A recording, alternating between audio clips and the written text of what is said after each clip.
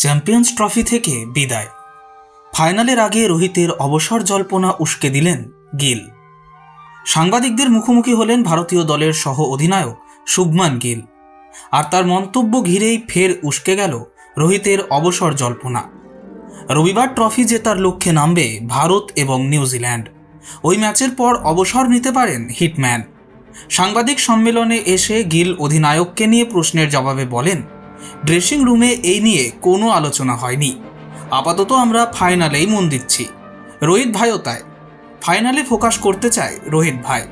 কিন্তু জল্পনা বাড়ে গিলের পরবর্তী মন্তব্যে। তিনি বলেন, চ্যাম্পিয়ন্স ট্রফি ফাইনালের পর সিদ্ধান্ত নেবেন Rohit. Bureau report, angular news.